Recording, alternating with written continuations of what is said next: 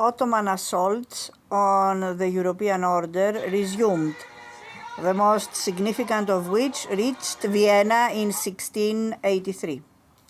The siege of Vienna, broken that year by a European army led by Eugene of Savoy, marked the high point of Ottoman expansion.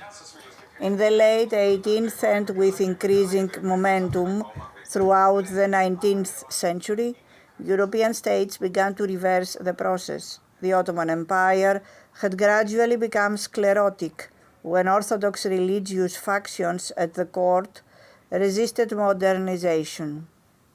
Russia pressed against the empire from the north, marching toward the Black Sea and into the Caucasus.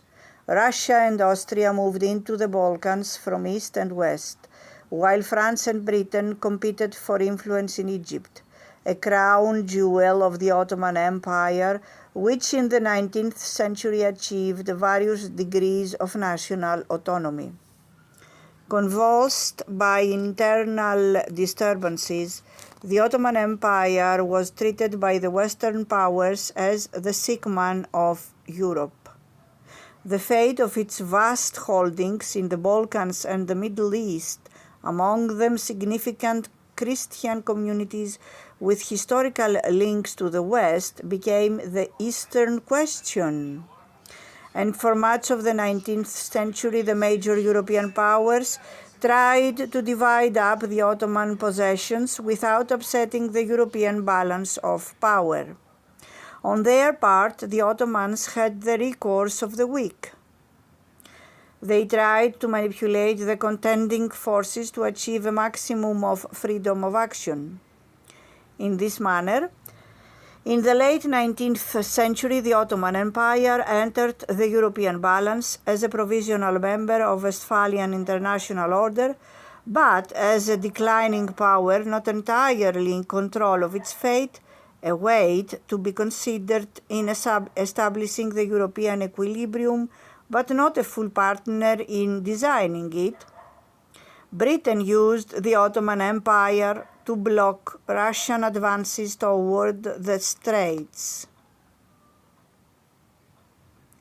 Austria allied itself alternately with Russia and the Ottomans in dealing with Balkan issues.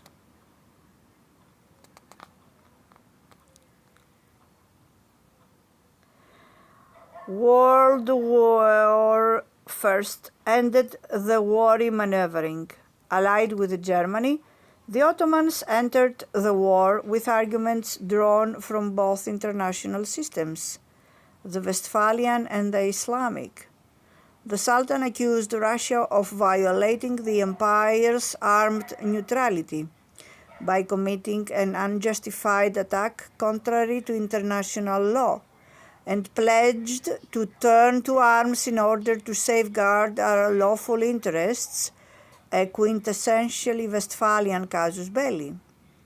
Simultaneously, the chief Ottoman religious official declared jihad, accusing Russia, France, and Britain of attacks dealt against the Caliphate for the purpose of annihilating Islam and proclaiming a religious duty for Mohammedans of all countries, including those under British, French, or Russian administration, to hasten with their bodies and possessions to the jihad, or face the wrath of God.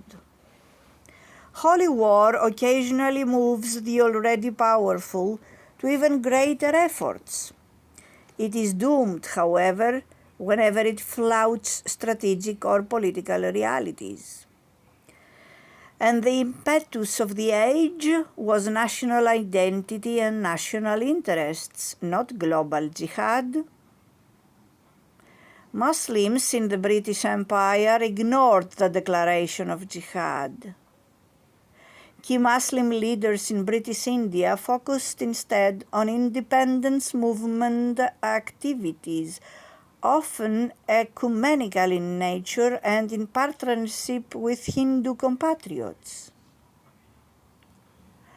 In the Arabian Peninsula, national aspirations, inherently anti-Ottoman, awakened. German hopes for pan-Islamic backing in the war proved a chimera. Following the war's end in 1918, the former Ottoman territories were drawn into the Westphalian international system by a variety of imposed mechanisms.